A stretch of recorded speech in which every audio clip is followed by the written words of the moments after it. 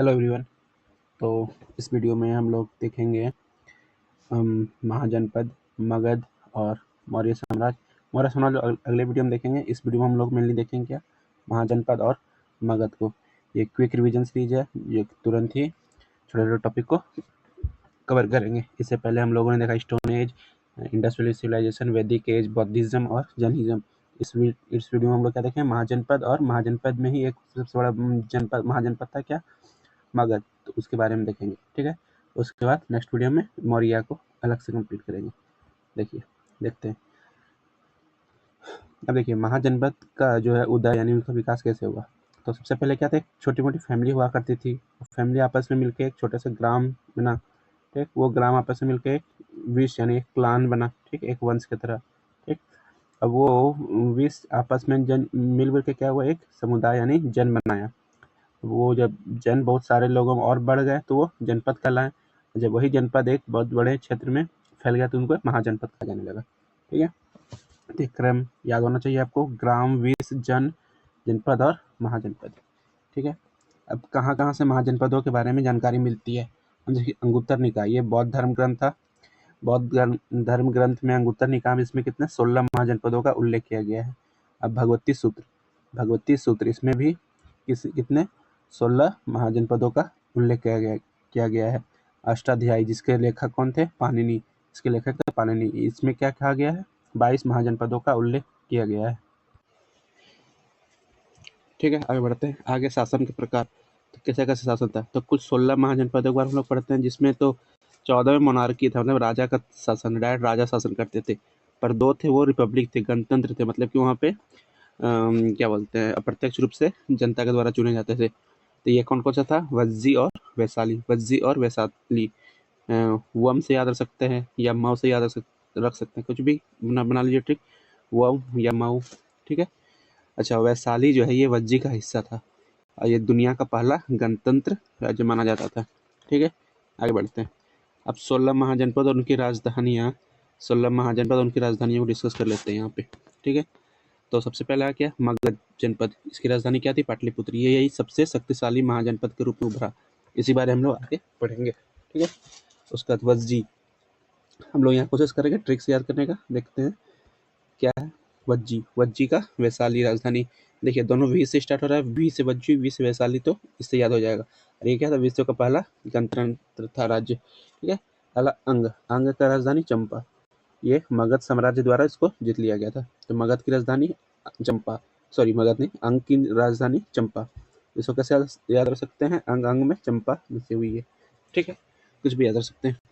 अच्छा, काशी की राजधानी वाराणसी।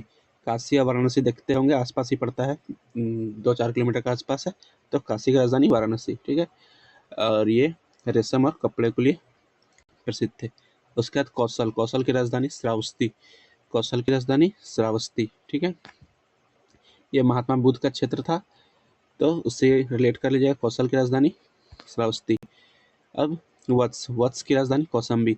इसको कैसे याद कर सकते हैं, वत्स है तो वत्स, मौसम्बी आम होता है, वत्स मौसम्बी, सॉरी आम नहीं होता है, मतलब वो संतरा का एक प्रकार होता है।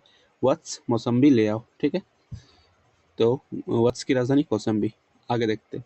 अवंती की राजधानी उज्जैन। इसे कैसे याद रख सकते हैं, जैसे देखिए, अवंती में जो ओ है वो 3 की तरह है, और उज्जैन में भी ऊ जो है वो भी 3 की तरह है, ठीक है। तो ये 3 इस तरह याद रख लीजिएगा, बार बार पढ़िएगा याद हो जाएगा ऑटोमेटिक, ठीक। मल की राजधानी कुशीनारा, ठीक है। 2 गणतंत्र राज्य पड़े थे, एक क्या वज्जी और एक मल, एक पड़े मल, ठीक है। तो मल की राजधानी कुशीनारा, ठीक है। तो इसे कैसे आ सकते हैं, क्या मल में रहती है कुर्सी, ठीक है, कुर्सी मल में रहती है, इस तरह जा सकते हैं। मल मतलब गंदा जगह में। अस्मक की राजधानी पोटली। ये क्या है, सबसे दक्षिणतम भाग था मगध, ये महाजनपदों में से सबसे दक्षिणतम भाग क्या था, अस्मक। ये इसकी राजधानी पोटली थी, तो ऐसे भी याद हो जाएगा। गंधार की राजधानी तक्षशिलाई। ये शिक्षा का सबसे बड़ा केंद्र था। ये उधर पाकिस्तान और अफगानिस्तान के बॉर्डर के आसपास गंधार पड़ता है उधर, तो उसका तक्षशिला विश्वविद्यालय भी उधर ही है। अब कम्बोज यानी इसकी राजधानी राजपुरा। ये श्रेष्ठ घोड़ों के लिए प्रसिद्ध थे। कम्बोज की राजधानी राजपुरा। इसको कैसे याद रख सकते हैं? बोझ, ये बोझ से बोझ, बोझ याद रखिए, बोझ पूरा दो, बोझ पूरा दो। कैसे भी याद रख सकते अपना ट्रिक से, बोझ पूरा दो। तो बोझ से कम्बोज और पूरा से राजपुरा। ठीक है। अब मत्स्य की राजधानी विराटनगर। ठीक है। मत्स्य, मत्स्य मतलब क्या हो गया कि मछली, मछली यानी कि नॉनवेज चीज़ हो गया। तो नॉनवेज चीज़ कौन, विराट कोहली नहीं खाते हैं, तो नॉनवेज यानी मत्स्य विराट कोहली नहीं खाते हैं। ठीक है। ये कहाँ भी आसपास, जयपुर के आसपास के क्षेत्र पड़ता है। चेदी, चेदी की राजधानी सुक्तिमती। ये खुद से याद कर लीजिए, मैं दूसरा ट्रिक बनाया हूँ, यहाँ कह नहीं सकता हूँ, बट चेदी की राजधानी सुक्तिमती। ठीक है। कुरु, कुरु की राजधानी इंद्रप्रस्थ। ये आधुनिक दिल्ली का क्षेत्र है। कुरु की राजधानी इंद्रप्रस्थ। तो कुरु, कुरु मतलब एक तरह से क्रूर सोच सकते हैं। तो क्रूर, तो क्रूर राजा थे क्या, इंद्र थोड़े क्रूर राजा ही माने जाते थे। ठीक है।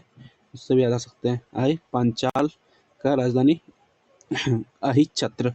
अहिच्छत्र ये कहाँ, उत्तर प्रदेश का आसपास पड़ता है। तो पंचाल, पीए से याद रख सकते हैं, जैसे नेताओं के पीए होते हैं ना, तो पीए, तो कुछ भी आ सकते हैं। सूरसेन, सूरसेन की राजधानी मथुरा, ये यमुना नदी के पास थी। ठीक है। तो इसको कैसे रख सकते हैं?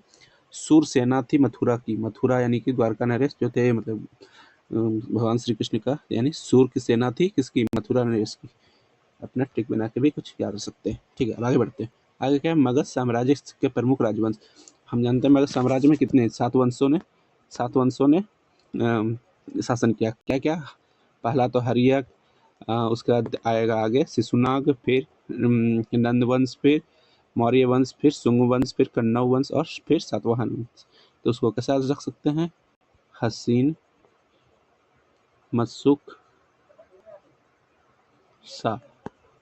तो ह से हर्यक वंश, सी से शिशुनाग वंश, नौ से नंद वंश, मौ से मौर्य वंश, सु से शुंग वंश, अच्छा सु यहाँ पे ऐसा सु होगा, शुंग वंश, कौर से कण्व वंश और सा से सातवाहन वंश।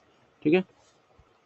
अब आगे बढ़ते हैं। देखिए, अब हर्यक वंश के बारे में पढ़ते हैं। हर्यक वंश की जो है ये टाइम पीरियड क्या था, 544 से लेकर 412। ये टाइम पीरियड उतना इंपॉर्टेंट नहीं है, कौन कौन से इसके जो शासक थे उसको ध्यान रखिएगा। इसको याद रख सकते हैं, BAUN, बाउंड से इसको याद रख सकते हैं। बी से बिम्बिसार, ए से अजातशत्रु, ए से उदयीन और एन से नागदशक। ये 4 इसमें शासक हुए थे। ठीक है। तब सबसे पहले बाउंड, ये सॉरी बाउंड नहीं मतलब बिम्बिसार।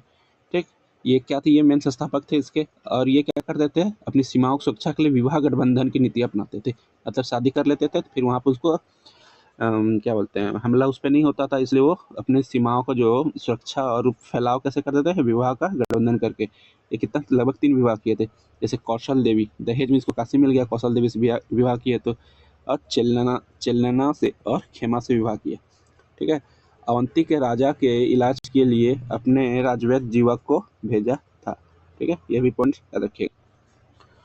ठीक है। ये बिम्बिसार को पढ़ लिए। अब हम लोग पढ़ते हैं कि इसके अगले शासक यानी क्या था, ट्रिक BAUN। बी से बिम्बिसार, ए से अजातशत्रु। अब हम लोग पढ़ते हैं किसके बारे में, अजातशत्रु के बारे में पढ़ते हैं। ठीक है। ये क्या था, अपने पिता बिम्बिसार की हत्या की थी। ठीक है।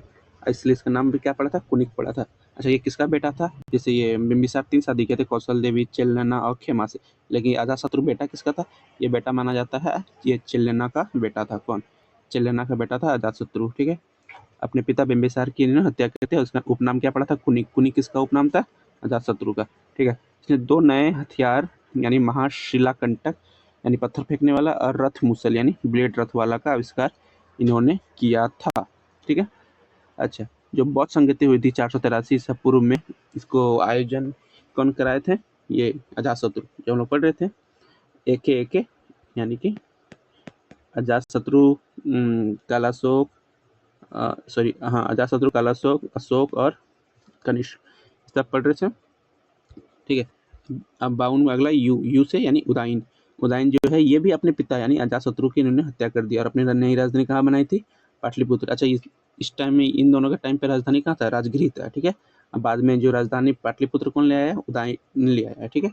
इन दोनों के टाइम में, बिम्बिसार और अजातशत्रु के टाइम में राजधानी राजगृह था, लेकिन राजधानी को पाटलिपुत्र लाने वाला कौन था, उदयीन था। ठीक है। उसके बाद अगला शासक बना था कौन, नाग दशक। यहाँ लिखा नहीं है, नाग दशक, जो कि अंतिम शासक था। यह क्या था, अंतिम शासक। ठीक है। जिसके किसने, शिशुनाग ने हरा दिया। अब उसके बाद क्या आ जाता है, शिशुनाग वंश। अब शिशुनाग वंश के बारे में थोड़ा सा देख लेते हैं। तो ये शिशुनाग वंश क्या किया था, 100 साल पुराने प्रतिद्वंदी यानी अवंती को नष्ट कर दिया था और अपनी राजधानी को अस्थायी रूप से वैशाली ले गया। यानी कि पहले राजधानी था राजगिरी, राजगिरी से राजधानी आया पाटलिपुत्रा, पाटलिपुत्रा से अभी राजधानी कहाँ चला गया है, वैशाली। ठीक है। अब शिशुनाग के बाद आता है इसका एक बहुत ही इंपॉर्टेंट शासक कालाशोक। ठीक है। इसका उपनाम क्या पड़ा था, काकवर्ण। ठीक है। अब ये राजधानी वापस से पाटलिपुत्र लाया, यानी राजगृह से पाटलिपुत्रा गया, पाटलिपुत्रा से वैशाली गया, पाटलिपुत्रा से फिर से वापस ले आया कौन, कालाशोक ले आया पाटलिपुत्रा। ठीक है। ये क्या किया था, सेकेंड बौद्ध संगति जो हुआ था 383 ईसा पूर्व में वैशाली में, इसको कौन आयोजित किए थे, कालाशोक द्वारा संरक्षण प्रदान किया गया था। अब ठीक है, अब अगला जो वंश आया था क्या था,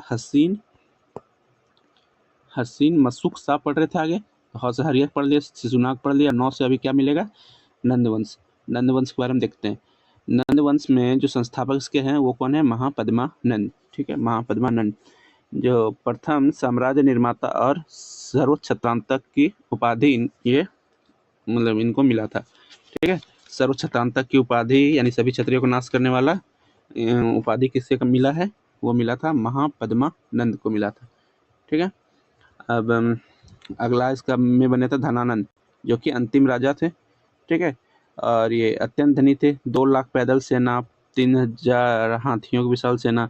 इसी समय क्या होता, सिकंदर की सेना जो 326 ईसा पूर्व में वो इन पे यहाँ पे अटैक हुआ था। ठीक है, और चाणक्य की सहायता से चंद्रगुप्त मौर्य ने इनको मार डाला था। जो चाणक्य की कहानी जो है कि चाणक्य को पहले महापद्मानंद जी अपने दरबार से निकाल दिया थे बेइज्जत करके, तो ये जंगल में जाके चंद्रगुप्त नाम के एक शूद्र बच्चे को ट्रेनिंग दे रहे थे, और फिर बाद में यही चंद्रगुप्त मौर्य धनानंद को हरा के गद्दी वापस ले लेते हैं।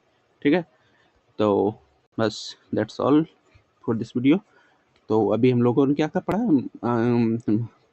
मगध में क्या क्या शासक थे, कौन कौन ये वंश के, हसीन मशूक सा, ये 7 वंशों में राज किया था। तो ह से हरियर, शिशुनाग, 9 से नागदशक, इस नागदशक नहीं नंदवंश, तो ये 3 पढ़ लिए हैं। अगला है मौ से मौर्य वंश, ये मौर्य वंश थोड़ा बड़ा है जिसको अलग से पढ़ेंगे। उसके बाद ये 3 सू से शुंग वंश, कौ से कण्व वंश और 7 से सातवाहन वंश, इस तीनों को एक अलग वीडियो में पढ़ लेंगे।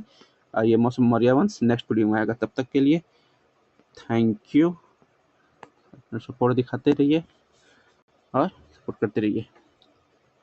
चलिए बाय बाय।